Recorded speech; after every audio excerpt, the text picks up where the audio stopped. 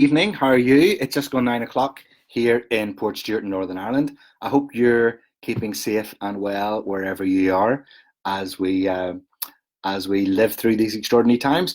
And yeah, I'm continuing reading from my memoirs while we're locked down here in Northern Ireland, and I'm currently on All Growed Up. And tonight I'm up to chapter 10. Would you believe up to chapter 10 already of All Growed Up? And tonight, this chapter is entitled Curtain in Coleraine. So let's go with Curtain in Coleraine. So, and it's interesting that one of the first people that's joined me this evening is the lovely Leslie from up the country, who's downstairs at the minute. Anyway, chapter 10. At first, me and the Belle of Balachi were just friends, so we were.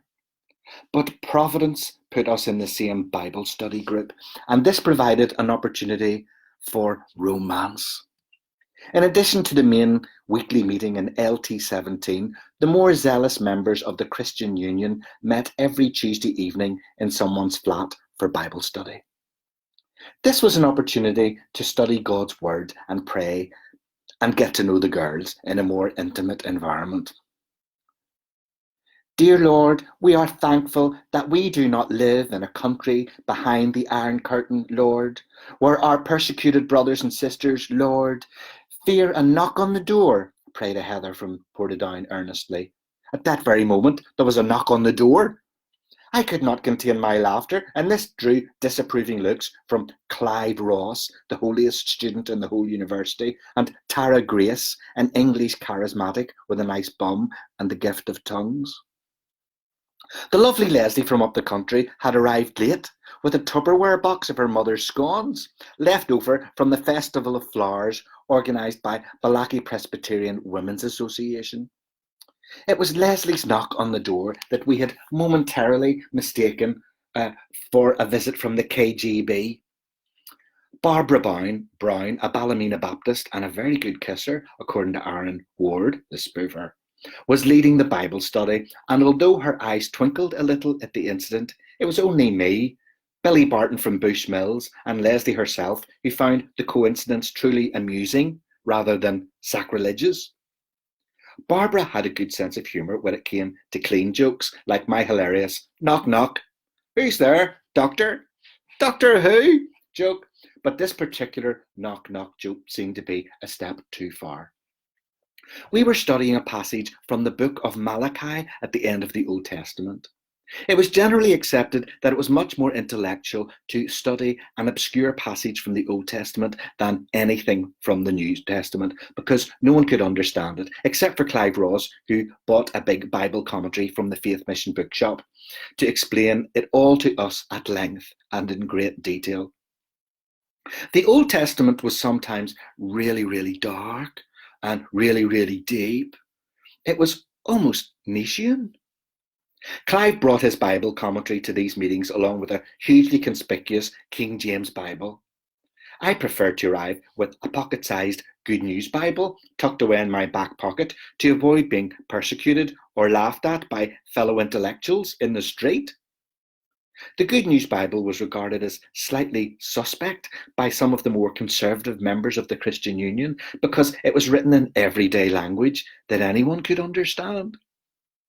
Boyd Harrison often argued that the King James Bible was the only true and authorized version of the Bible, and all the newfangled modern versions would put us on a slippery slope and make us backsliders. I wanted to tell him to catch himself on, but I didn't want to start an argument that might sully the fellowship of the Bible study. Sometimes Boyd reminded me of Mrs. Piper in our street, who regularly said, "If the King James Bible was good enough for the disciples, it's good enough for me." Once we had regained our composure after the knocking incident and consumed every last crumb of the leftover scones, the deeply spiritual discussion of the book of Malachi continued. When I read this passage, I just feel really just kind of encouraged, gushed Tara with a charismatic smile. She went on to tell us how God had told her to walk down the longest bus shelter in the world between the main university buildings so she could bump into a non-Christian girl on her course and tell her about God at just the right moment, because the girl was very down in the dumps with her third in social psychology. God never spoke directly to me like this, and so I felt spiritually inferior to Tara. God told Tara when to get the bus and who to speak to and who needed healed. The nearest I had to a direct line to the Creator was when I sensed very strongly that he disapproved of my daydreams about Bo Derek in the sand dunes. As the discussion continued, we moved on to a debate about whether it was possible to live for a whole day without sinning. I declined to participate because I had already sinned with Bo Derek in the sand dunes at least twice that day. However, Clive Ross was adamant that it was entirely possible to be a perfect Christian, implying that he was a good living example. I wasn't so sure he was as perfect as he obviously believed he was. The more he went on about being perfect, the more I wanted to give him a good slap, and I was supposed to be a pacifist. So how could Clive have been perfect when he was tempting me to sin? Morality was complicated. Don't be stupid, said Leslie. Sure, even the Pope sins sometimes, and he's the most famous Christian in the world. Silence. It was as if someone had let off a particularly stinky fart, but no one in the room dared mention it. You've no idea, she said, inexplicably. Leslie clearly had no idea that most people in the Bible study group had been taught in their church that the Pope was the Antichrist rather than the best Christian in the world. And in the unlikely event that there was an actual Catholic quietly present, Leslie's view was not in tune with the doctrine of infallibility either. Byron Drake often pointed out to me that there were hardly any Catholics in the Christian Union. All the Catholics are in the GAA club having a bit of your utterly hilarious Irish crack. And all you Protestants are in a holy huddle in the CU.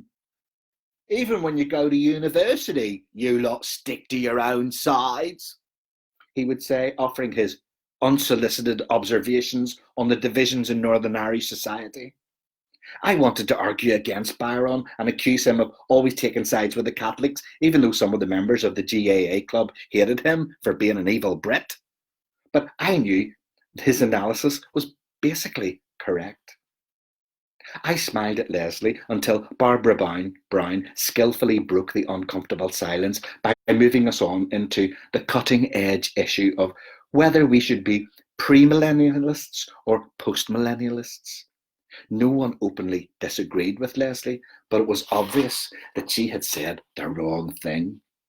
As the tiresome debate continued, I had to control the urge to slam Clive Ross's Bible commentary closed on his perfect fingers. I was certain the lovely Leslie would laugh at my irreverence. I liked this girl. Sometimes when I missed the last bus from the university to Portstewart, I would call over to the halls of residence and tell Leslie that I didn't want to impose, but could she give me a lift home? She always smiling and animated, always accommodating, and always offered me a lift home, even when she said I was just using her. Leslie got annoyed when I said that I was sorry for asking, but I wasn't middle class like some people, and I didn't have a daddy who could afford to buy me a pony or a second-hand Ford Escort estate with headdress for my birthday. She told me to wise up and stop being so jealous, and turned up my song on her Elton John's Greatest Hits cassette to drown out my socialist arguments. On those short trips in the car, it seemed Leslie could not pass a field of animals without commenting on how much she loved them. "Oh, look at the lovely wee lambsies!" She whooped at the slightest glimpse of a sheep. Her excitement was uncontainable when she spotted a horse in any field. "Oh, look at that! It's a gorgeous wee palomino!" she shrieked as we drove along the road from Coleraine to Portstewart. I was confused, thinking she'd just spotted a new fate. I soon discovered that Leslie enjoyed science fiction, which was very unusual for a girl. And like me, she generally disliked sport, which was very unusual for a boy. We were becoming good friends, just like Mork and Mindy, though I only greeted her with Nanu Nanu occasionally. So just take a wee break there from Curtin and Coleraine and say hello to a few people who are saying hello. Hi, yes, welcome Susan Wilgar, never misses. Good to have you along, Susan. And hi, Jim Poole, great to have you. All the regulars are here, all caught up. So I have, says Mary Black. That's great. You're all caught up and all grown up. Hello, Orla. So hope you're all doing well there. Hi, Norma Fleming. Hello, Evelyn Brown and Big Brother Nigel in Oz. Great to have you. Anne Kirk, evening, Tony. Another beautiful day. Thought you had been in the garden reading. You know, I was going to do that tonight, but it's really windy, and I was worried. I was worried the laptop would be blown into the corner. Hi, Neve Sahafian, another regular. Lovely to have you, Neve. And Angela and Keith Montgomery, never miss. Good to have you. Good evening, Betty O'Riordan and Anne Riding. Anne says, this has grown into my circle of friends' favourite pastime. Brilliant. Love hearing that, Anne. And good evening, Norma Sloan, another regular. Tony, you'll have to write another book quickly because I won't know what to do at 9 p.m. once you finish this book. Okay, well, I'm working on it. I am working on it. Hi, Michael McKinley Sr. Hope you're doing well, Michael.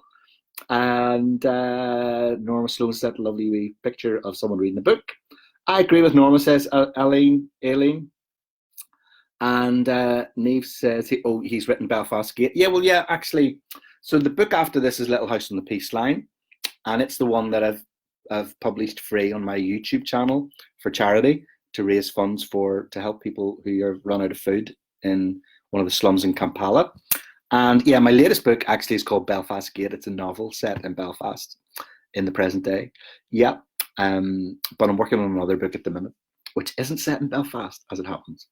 Neve says he might read Belfast Gate 4. Well, I might read a wee bit of it. You never know. That would be good. Debbie says, managed to catch you before you finished tonight. Still laughing from last night's reading. Good, thank you. Glad you're enjoying it, Orla O'Sullivan. And great, that's everybody for now. So I'm going to continue with this story of love blossoming in Coleraine. But at the beginning of our second year at university, something happened that would change everything. Every year before the first week of term, the Christian Union met up for a weekend in a bed and breakfast in Portrush to pray and plan for the year ahead and to meet the new first year girls. While we were rehearsing a drama which would remind the freshers about the importance of justice for poor people in the third world, one of the Heathers from Portadown burst into the room. "Leslie's in hospital," she cried. "Is it her appendix, hey?" asked Billy Barton, who had just arrived on his motorbike from Bush Mills, where they made whiskey for my granny. "No, she's had an asthma attack and she's on oxygen," explained Heather.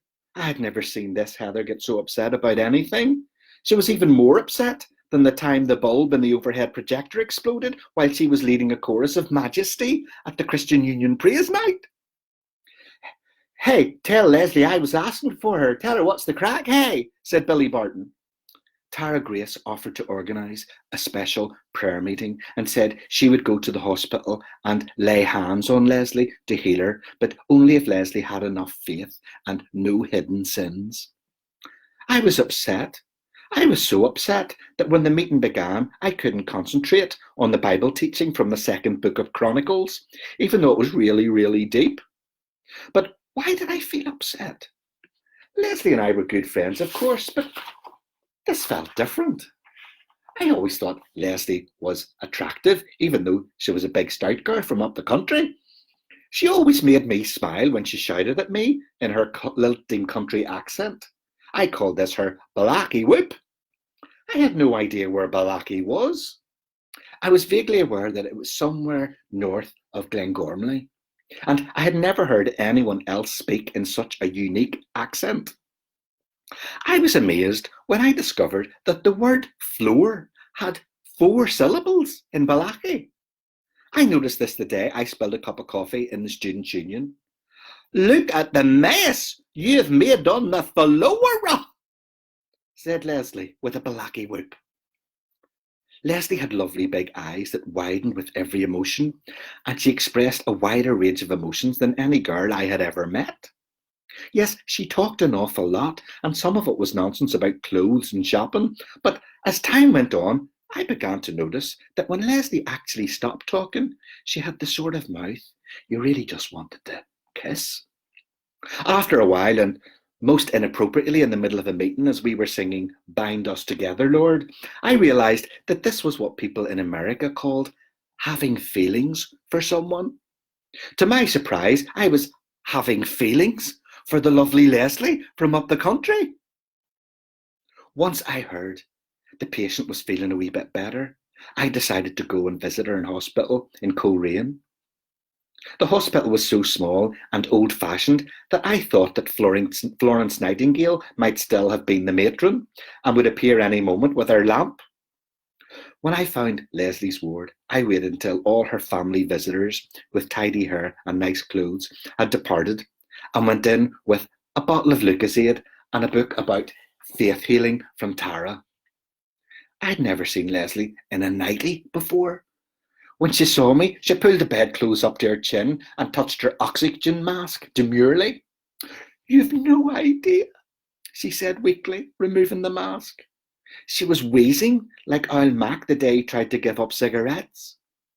I suddenly had the urge to rip off the mask and give her mouth-to-mouth resuscitation. "Tara Grace wants to lay hands on your chest to heal you, but I thought I would offer first." "So I did," I said. Leslie almost relapsed with laughter. Her wheezing laugh reminded me of Dick Dastardly's dog, Muttley, but Leslie was starting to look more like Penelope Pitstop to me. In the weeks that followed, when I wasn't studying the impact of Marxism on Coronation Street, or arguing with Byron Drake about the existence of God, I wrestled with the dilemma of how and when I could ask the lovely Leslie to be my girlfriend. If she said no, it would mean the end of a beautiful friendship, just like the couples in ABBA. Leslie would be Agnetha, but with short, dark, curly hair and a Balaki accent, and I would be Bjorn, except with a chin. After much thought, prayer, and a good few walks the length of the Strand Beach in Portstewart, I came to the conclusion that it was worth taking the risk. Leslie was so good-natured, it was possible that she would still want to be my friend, even after I embarrassed her with an attempted snog. One weekend, when I was visiting my granny in Belfast, she made the customary inquiry about my love life. "Any sign of a nice wee girl for you, son, now you're all grown up now and all?" asked Big Isabel as I removed the ashes from her fireplace with the previous night's Belfast Telegraph. I obviously hesitated long enough to indicate the possibility of romance. "Oh, as sure as you're living, I think our Tony's got himself a girl." I had a beamer and spilled ash on my Wranglers. "How do you know that, Granny?" I asked. "Have a titter of wit, son. Your old granny's no dozer, so she's not," she replied. Back at the university, I had a confidential chat with one of the Heathers from Portadown behind the reference books for nurses in the library. We agreed that the perfect venue for me to ask Leslie out was the Strand Hotel Disco in Portstewart. It had a bar with proper alcohol rather than vodka and coke smuggled inside in a C&C lemonade bottle, and a proper dance with no discernible splodges of chewing gum. There was a proper DJ wearing a Miami Vice shirt who spoke in an American accent with only a hint of a Coleraine twang. I had noticed that people from Coleraine said "man" at the end of every sentence, just like the grooviest people in America. In America they said, "Hey man, what's happening?" In Coleraine they said, "What's the crack, man?" The disco in the basement of the old hotel was so plush, with padded seats around the dance floors and toilet seats in the gents, it made the Westie disco look wick. There were more brightly coloured flashing lights in the Strand Hotel disco than at the scene of a bomb scare at the Europa Hotel. So I hatched a plan with a Heather from Portadown. We had to keep it a secret from Leslie in case she worked out what was going on. And it also had to be hidden from the holier members of the Christian Union who disapproved of dancing because it was like sex with clothes on. Heather would arrange for me and her and Leslie and Aaron to go to the Strand Disco just to see what it was like. Then, at the appropriate moment, in between Spandau Ballet and Duran Duran 12-inch, Heather and Aaron would disappear to the toilet and I would pop the question to Leslie. I fretted about how I should ask her. In Belfast, we usually said, "Will you see me, wee girl?" But this seemed too unsophisticated for the lovely Leslie from up the country. I didn't want to be too formal either, as it wasn't exactly a marriage proposal. So I decided I would try a much cleverer and subtler approach. When we arrived at the disco, it was completely empty. Leslie's perfect teeth gleamed in the ultraviolet light, and she was wearing big shiny red earrings like the girls in Human League. Her makeup was perfect as usual, and her red lipstick was as glossy as her cropped black hair. It was no wonder I had taken a shine to this girl. She was dressed from head to toe in a new denim outfit with shoulder pads and a frilly neck, which I had assumed had until recently adorned a mannequin in the window of Anderson and Macaulay's in Royal Avenue. "Do you like my Gloria Vanderbilt?" she asked us one by one. I bought everyone a Coke because we were all too good living to drink. The four of us got up on the dance floor and boogied to Billie Jean. And although I failed to pull off my authentic Michael Jackson moves, I noticed that Leslie really knew how to shake her body down to the ground. At the prearranged moment, Heather and Aaron departed Leeward, and I invited Leslie to join me for another Coke in the privacy of the small bar beside the emergency exit. "Do you like my Gloria Vanderbilt?" she asked. "Yes, it's lovely on you, so it is."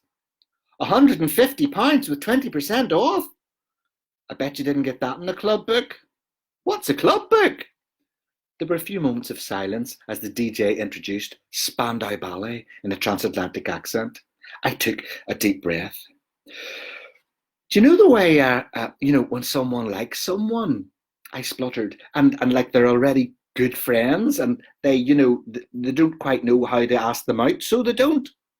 Leslie nodded and her eyes widened in her lovely way, and I knew she understood. "Well, what would you do if someone like that asked you out?" I continued, looking at her and nodding slowly as if doing so would translate my bumbling into intelligible requests. Leslie's eyes lit up and she smiled her beautiful smile. "Oh, I know what you're getting at, Tony," she whooped. I nodded enthusiastically. "You want me to ask Heather from Portadown to go out with you, don't you? I'll ask her when she comes back from the loo." No, not Heather." "Oh, you mean the other Heather?" "No," I insisted, "not any of the Heathers." "Well, then who?" I looked at Leslie and smiled. Spandau Ballet were singing True. After a few seconds, her eyes opened even wider than usual. "You mean me?" she asked, as if the possibility had never even crossed her mind. "Yes, of course, I mean you," I said, and I took her hand. "All right then," said Leslie, "but I thought you fancied one of the Heathers." "Sure, I'd never be bored with you," I said. "This much is true," crooned Spandau Ballet. "I'm thrilled," said Leslie, and I think she really was thrilled, even though she knew I was just a wee lad from up the Shankill. We got up on the dance floor, but the DJ faded up Every Breath You Take by The Police. We slow danced, even though it was a song all about breaking up and hating each other, and it wasn't very romantic at all, really. But we didn't care. We had our first snog that night in Leslie's kitchen while the kettle boiled. I ran my fingers through her hair and knocked one of her red earrings across the room as if I was winning a snooker tournament in Pot Black on BBC Two. The following week, we went on our first proper date as a couple to see Octopussy in the Coleraine Palladium. Unfortunately, the cinema had little in common with a James Bond movie apart from the occasional bomb threat. The Coleraine Palladium was like the London Palladium, but without heating or customers. Leslie snuggled up to me in the freezing cinema and laughed at my Roger Moore impersonation when they stopped to change the reel in the middle of the movie. Our carry-on seemed to irritate the man in the anorak who was sitting on his own in the row behind us, and he tutted several times at my superb imitation of 007. But we didn't care, because we only had eyes for each other. When the movie was over, we went to the Kite in a cool hotel in Portstewart for a romantic meal, and I bought Leslie a chicken Maryland and profiteroles with my student Grant. After that, we went for a walk along the promenade in Portstewart. I had borrowed Aaron's headphones so we could plug in both sets and listen to Cliff Richard's Love Songs cassette together. We strolled along, hand in hand, ignoring the icy wind and listening to Constantly. And finally, we popped into Morelli's for a poke. "You'll have to come to Belfast," I said. "You'll have to come to Ballachy," replied Leslie. When a couple visited each other's homes, this meant they were serious and didn't care about their house being too small or their big brother embarrassing them. Within weeks, everyone at university was saying what a lovely couple we were. Several of the Heathers from Portadown said that we suited each other very well because we both had very dark black hair. Clive Ross commented that we looked almost like brother and sister, which worried me as this sounded slightly incestuous. Byron Drake congratulated me on finding a fellow virgin to do nothing with. And Aaron Ward said we were made for each other because she's nearly as big a header as you, wee lad. We may have started out like Mork and Mindy, but it was clear that Leslie and me were transforming into Pammy and Bobby Ewing. At last, I had a real live girlfriend. We were courting, so we were. So there you go. That's chapter 10 of All Growed Up. Thanks very much for joining me this evening. Susan said my favourite band in the teens was The Police. Oh, they were great, actually. I think they've passed the test of time too. The Police stuff's good when you hear it now today. Thanks everyone for listening. I hope you enjoyed that. I'll be back on Monday night, same time on Monday night for the next exciting instalment of All Growed Up. Until then, have a lovely weekend. Wherever you are, stay safe, stay well, and stay positive.